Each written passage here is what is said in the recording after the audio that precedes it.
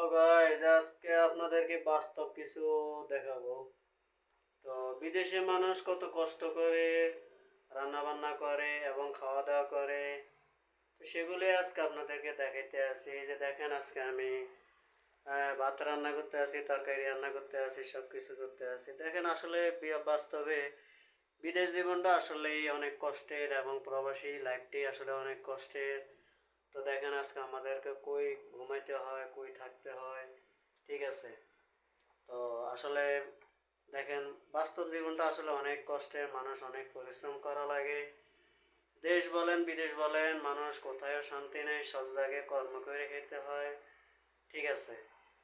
তো সেই জন্য আজকে দেখেন, আজকে আমার নিজের জীবনের কিছু গল্প আজকে আপনাদের সাথে শেয়ার করতেছি এবং শেয়ার করলাম।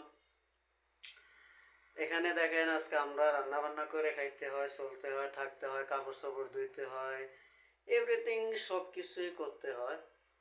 আজকে আপনি দেশে থাকলে আমার মনে হয় এই কাজগুলো আপনি নিজে করতেন না, বা আপনাদের ফ্যামিলিগতভাবে হয়তো আপনার ওয়াইফ, মা, বোন যারা আছে তারাই করতো। তো আজকে কিন্তু আমাদেরকে সেগুলা করতে হয়। সে কাজকর্ম করে আইসা কাজ, তারপরে রান্না বান্না করতে হয়, খাইতে হয়, তারপরে ঘুমাইতে হয়, তারপরে আমাদের এটাই হলো আমাদের জীবন। তা আসলে প্রবাস জীবনটাই কষ্টের বলেন আর দেশে বলেন, সব জায়গাতেই কষ্ট।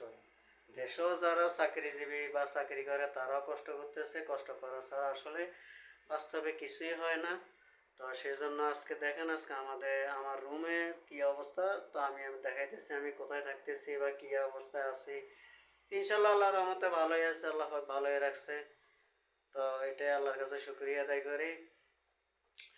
তো দেখেন, দেশ বলেন বিদেশ বলেন, সব জায়গায় আপনাকে কষ্ট করতে হবে, পরিশ্রম করতে হবে। পরিশ্রম ছাড়া আপনাকে কেউ এক টাকাও দিবে না, বা কোথায় আপনার কোনো মূল্য নাই। ফ্যামিলি বলেন, ব্যক্তিগত জীবনে বলেন, সামাজিক জীবনে বলেন, যথাই বলেন, টাকা ছাড়া কোথায় মূল্য নাই। টাকা আপনার কাছে আছে, আপনার মূল্য আছে। টাকা আপনার কাছে নাই, আপনার মূল্য নাই। এটাই হলো জীবন। যার কাছে টাকা আছে তার সম্মান আছে, ইজ্জত আছে। সে অশিক্ষিত হলো, তার সম্মান আছে।